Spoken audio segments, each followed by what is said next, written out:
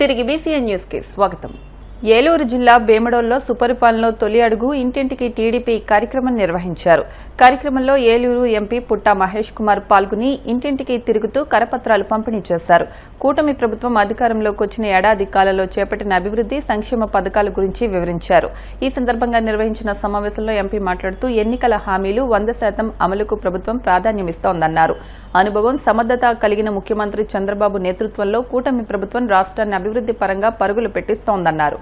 పరిపాలన ఇచ్చి ఒక సంవత్సరం కంప్లీట్ అవుతుంది. ఈ కంప్లీట్ అయిన పరిపాలన మనము ప్రజలకి చెప్పుకోవాలి.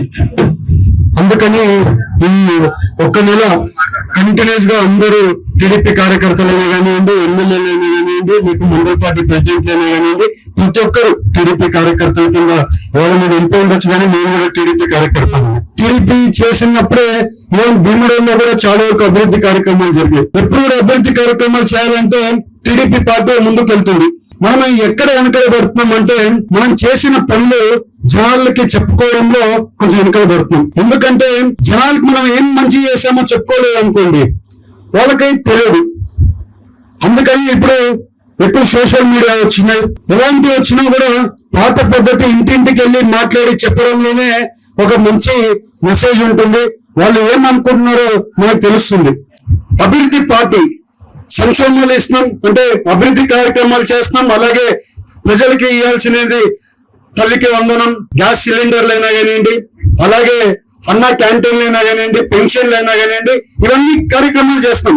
అమరావతి కట్టుకుంటున్నాం, అలాగే ఐటీ ఇండస్ట్రీలు తెచ్చి వైజాగ్ లో పెట్టుకుంటున్నాం, మనం పోలవరం ప్రాజెక్ట్ కట్టుకుంటున్నాం, ఇరిగేషన్ ప్రాజెక్టులు కట్టుకుంటున్నాం. ఇవన్నీ కూడా కల్పితని అభివృద్ధి అనేది కుదురుతుంది. మనకి ఇక్కడ యాక్సిడెంట్ అవుతున్నాయి, రెగ్యులర్ గా ఈ రోడ్డు మీద యాక్సిడెంట్ అవుతుందంటే ఇమీడియట్ గా దానికి ఆరోగ్యాలే కావాలని సొల్యూషన్ వస్తే ఆరోగ్యాలు పెట్టించి దాన్ని ఇమీడియట్ గా శాంక్షన్ చేయించాం. అలాగే ఏ సమస్య ఉన్నా కూడా భీమడోలో అయినా కానీ, లేకుంటే ఉంగటూరులో కాన్స్టిట్యూన్సీ లో ఎలాంటి సమస్య ఉన్నా కూడా గన్ని వీరాంజనేయ గారు కంటిన్యూస్ గా ఫాలోఅప్ చేస్తుంటారు. ఇక్కడ ఉండే ఎమ్మెల్యే గారు కూడా, రాజు గారు కూడా రెగ్యులర్ గా ఫాలోఅప్ చేస్తుంటారు. నాకు ఏ సమస్య కూడా వచ్చినా నా వల్ల ఎంత అవుతుందో అంతవరకు 100% సాల్వ్ చేసి కంపల్సరీ చేసి పెడతామని కూడా మేము అందరికి చెప్తున్నాం. మన అందరం ఒకటే ఆలోచన, 4 ఏళ్ళు ఇంకా 4 ఏళ్ళు ఉంది. ఎన్డీఏ కూటమి గవర్నమెంట్ మళ్ళీ కంటిన్యూ అవ్వాలి, మన రాష్ట్రం డెవలప్ అవ్వాలి. మేమందరం కష్టపడేదానికి అంతా కూడా అప్పుడే ఈ కార్యక్రమంలో బాగా ప్రతి ఇల్లు, ప్రతి డోర్ తిరుగుతున్న క్రమంలో చాలా మంది చాలా సంతోషంగా ఎక్కడికక్కడ చాలా ఆనందం. సంవత్సర కాలంలో తెలుగుదేశం ఎలక్షన్ లో ఏదైతే హామీలు ఇచ్చిందో అవన్నీ కూడా 95% ఇప్పటికే అమలు చేయడం జరుగుతుంది.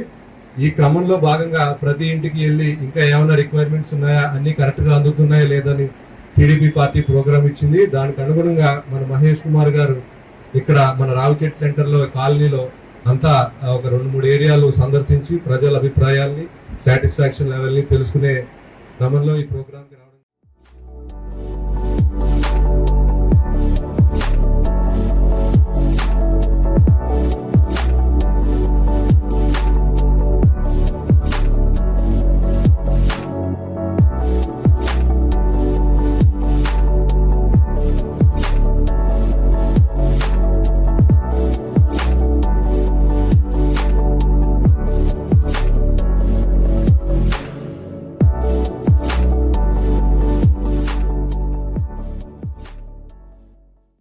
అక్రమ మద్యం కేసులో మాజీ మంత్రి కాకాణి గోవర్ధన్ రెడ్డికి కోర్టు 14 రోజులు రిమాండ్ విధించింది. భారీ బందోబస్తు నడుమ ఆయన్ను గూడూరు అదనపు judicial magistrate of first class కోర్టులో పోలీసులు హాజరుపరిచారు.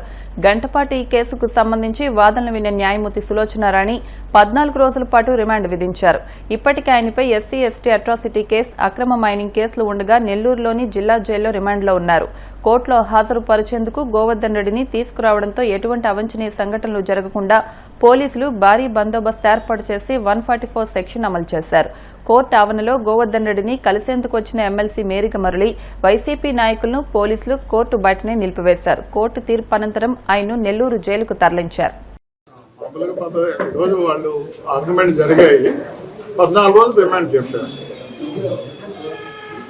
నాకు తెలిసి తొందరలోనే హైకోర్టు ఒక పాజిటివ్ నిర్ణయం తీసుకుంటుంది అనుకుంటున్నాను. ఎందుకంటే 45 రోజులు పైన అయిపోయింది కాబట్టి వీళ్ళు అది రానికుండా కుట్రలతో ఇవన్నీ చేస్తున్నారు. ఇప్పుడెప్పుడో కేసులన్నీ బయటికి తీసుకొచ్చి అడ్డం పెడుతున్నారు, బెయిల్ రాకుండా అడ్డం పెడుతున్నారు. సరే చూద్దాం, ఎన్ని రోజులు చేస్తారో చూద్దాం.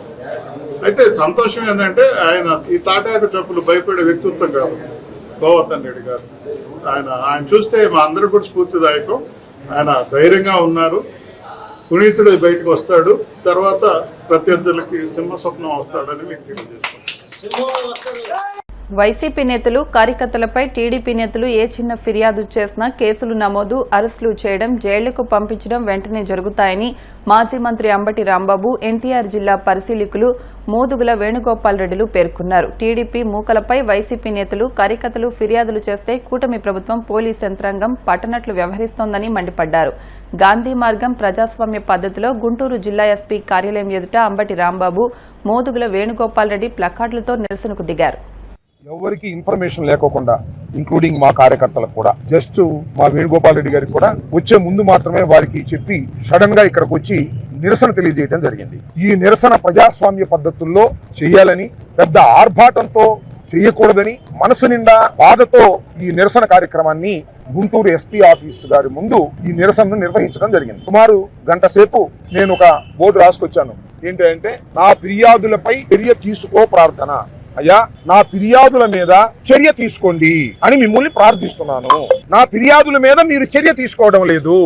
నేను పట్టాపురం పోలీస్ స్టేషన్ లో మొదటిగా 6/12/24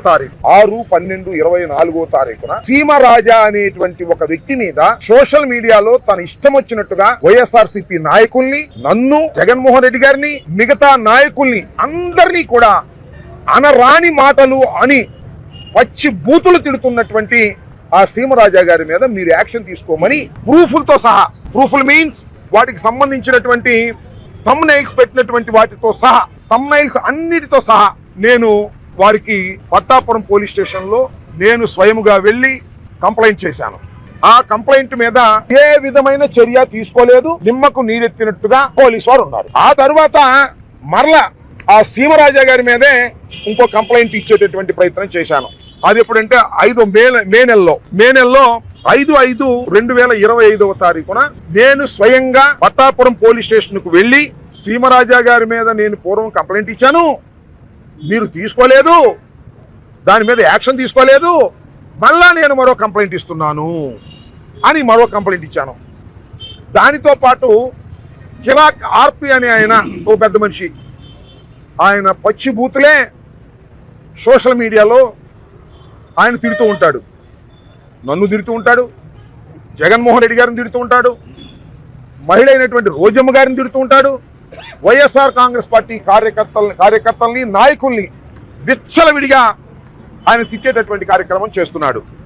దాన్ని పురస్కరించుకొని నేను 5/5/25 తారీఖున ప్రూఫ్తో సహా ఆయన ఏ లింకులు ఎక్కడెక్కడ తిట్టాడు అనేవి కూడా మెన్షన్ చేసి పెన్ డ్రైవ్ కూడా నేను తీసుకెళ్ళి, తర్వాత నన్ను అడిగారు పెన్ డ్రైవ్ కూడా నేను తీసుకెళ్ళి ఇచ్చిన తర్వాత పోలీసు వారు ఏమి యాక్షన్ తీసుకోకపోతే మళ్ళీ 10/5 అంటే 5 రోజుల తర్వాత గౌరవ ఎస్పీ గారికి నేను స్వయంగా వెళ్ళి, అయ్యా పట్టాపురం పోలీస్ స్టేషన్లో 2 కంప్లైంట్స్ ఇచ్చాను, దాని మీద వారు ఏమి యాక్షన్ తీసుకోలేదు, మీరు మీ స్టేషన్ హౌస్ ఆఫీసర్ని మీరు ఆదేశించండి దీన్ని కేసు రిజిస్టర్ చేయమని అని నేను అడగటం జరిగింది. ఆయన రిజిస్టర్ చేయాల. నా బాధ ఏమిటంటే, ఒక మాజీ మంత్రిని, ఒక శాసనసభ్యుణ్ణి, బాధ్యత కలిగినటువంటి పౌరుణ్ణి, న్యాయవాదిగా కొంతకాలం పనిచేసినటువంటి వ్యక్తిని, అలాంటి వ్యక్తిని నేనే వెళ్ళి కిరాక్ ఆర్పి గారి మీద, సీమరాజా గారి మీద నేను కంప్లైంట్ ఇస్తే ఏంటి? తమ న్యాయమైన సమస్యలు పరిష్కరించాలని పాత కడప దళితులు గత 20 రోజులుగా ఆర్డీఓ కార్యాలయం ఎదుట చేస్తున్న రిలే నిరాహార దీక్షలను పోలీసులు భగ్నం చేశారు. రిలే దీక్షల టెంట్ను తొలగించి వారిని అదుపులోకి తీసుకున్నారు. దళితుల సమస్యలు పరిష్కరించాలని రాయలసీమ కమ్యూనిస్టు పార్టీ రాష్ట్ర కార్యదర్శి రవిశంకర్ రెడ్డి ఆర్డీఓ కార్యాలయం ముట్టడికి ప్రయత్నించారు. పోలీసులు పెద్ద సంఖ్యలో చేరుకుని ఆర్సీపీ కార్యకర్తలు, వివిధ ప్రజా సంఘాల నాయకులను అడ్డుకుని పోలీస్ స్టేషన్కు తరలించారు. దళితులు చేస్తున్న న్యాయమైన సమస్యలు పరిష్కరించాలని గత 29 రోజులుగా రిలే నిరాహార దీక్షలు చేస్తూ ఉంటే అధికారులు స్పందించకపోవడం, పోలీసులతో ఉద్యమాలను అణిచివేయాలని, టెంట్ను తొలగించి దళితులను భయభ్రాంతులకు గురి చేయడం తగదన్నారు. పాత కడప దళితుల భూ సమస్య పరిష్కరించాలని చెప్పి గత 30 రోజులుగా ఇక్కడ నిరాహార దీక్షలు జరుగుతూ ఉన్నాయి. ప్రభుత్వమే అసైన్ చేసి భూమి ఇచ్చింది, ఇది మీరు దున్నుకోండి, మీరు పంట పెట్టుకోండి, మీరు బాగుపడండి అని. ఆ భూమిని వేరే వాళ్ళు దౌర్జన్యంగా ఆక్రమించుకుంటే, స్వాధీనం చేసుకుంటే, ఈ రోజుటి వరకు ఆ భూమికి సంబంధించి సమస్యను పరిష్కరించకుండా అధికారులు ఒకరి మీద ఒకరు పెట్టుకొని లోకాయుక్త మీద, లేకపోతే కోర్టు పేరు మీద, లేకపోతే ఇంకొక పేరు మీద పెట్టి సమస్య పరిష్కరించకుండా తాత్సారం చేస్తున్నారు, నాన్చుడు ధోరణితో ప్రవర్తిస్తున్నారు. పైపెచ్చు లోకాయుక్త పేరుతోటి ఏదైతే వచ్చిందో సర్వే బృందం, ఆ సర్వే బృందం వచ్చినట్టు కూడా ఈ దళితులకు తెలియకుండా సర్వే చేయించినారు. అంటే అందరూ కలిసి కుట్ర చేసి మాకుమ్మడిగా మోసం చేసి దళితుల భూమిని కొట్టేయడానికి ప్రయత్నం జరుగుతుందని చెప్పి మేము భావిస్తూ ఉన్నాం. ఎట్టి పరిస్థితుల్లో దీన్ని క్షమించం, దీన్ని సహించం. దళితుల భూమి దళితులకు ఇవ్వాలి, దళితులకు దున్నించాలి, అంతవరకు పోరాటం కొనసాగుతుందని చెప్పడానికే ఈరోజు ఈ ముట్టడి కార్యక్రమం పెట్టినాం. అధికారులు బాధ్యతగా లేరు. ఆర్డీఓ ఆఫీసు ముందర దీక్షలు జరుగుతూ ఉంటే, 30 రోజుల పాటు జరుగుతూ ఉంటే పిలిచి మాట్లాడరా, చర్చించరా? ప్రజాస్వామ్యమా ఇది కాదా అని చెప్పి మేము అడుగుతా ఉన్నాం. నీ ఆఫీసు ముందు ఏం జరుగుతూ ఉందో నువ్వు అడగబని లేదా అని చెప్పి మేము ప్రశ్నిస్తూ ఉన్నాం. తక్షణమే పాత కడప దళితుల భూ సమస్య పరిష్కరించాలి, పరిష్కరించేంత వరకు ఈ ముట్టడి కొనసాగుతుందని చెప్పి హెచ్చరిస్తా ఉన్నాం. ఈరోజు అసలు దళితులకు భూమే లేదు, వచ్చిన ఎకరం భూమి కూడా మీరు కొట్టేసే కార్యక్రమం చేస్తే ఎట్లా అని చెప్పి మేము అడుగుతా ఉన్నాం. సంవత్సరాల తరబడి పోరాడుతున్నారు. వీళ్ళ దగ్గర డబ్బు లేదు కాబట్టి వాళ్ళు కోట్లకు పోతారు, పై అధికారుల దగ్గరికి పోతారు, లంచాలు ఇస్తారు, పరిష్కారం చేస్తున్నారు. వీళ్ళ దగ్గర డబ్బు లేదు కాబట్టి అవి పరిష్కారం కాదా అని చెప్పి మేము అడుగుతా ఉన్నాం. తక్షణమే పాత కడప దళితుల భూ సమస్య పరిష్కరించాలి, న్యాయం చేయాలి. అప్పటి వరకు ఈ ముట్టడి కొనసాగుతుందని చెప్పి తెలియజేస్తా ఉన్నాం. వార్తలు ముగించే ముందు ముఖ్య అంశాలు మరొకసారి. మున్సిపల్ కార్పొరేషన్లో ఘన వ్యర్థాల నిర్వహణపై ప్రత్యేక దృష్టి. చెత్త నుంచి విద్యుత్ ఉత్పత్తి చేసే 6 కొత్త ప్లాంట్లను ఏర్పాటు చేయనున్నట్టు మంత్రి నారాయణ వెల్లడి.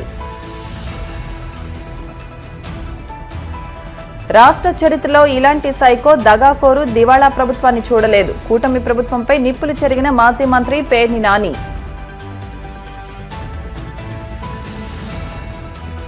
వేముడలో ఉత్సాహంగా సుపరిపాలనలో తొలి అడుగు కార్యక్రమం. ఇంటింటికి వెళ్లి కూటమి ఏడాది కాలంలో చేపట్టిన అభివృద్ధి సంక్షేమ పథకాలను వివరించిన ఎంపీ పుట్టా మహేష్ కుమార్.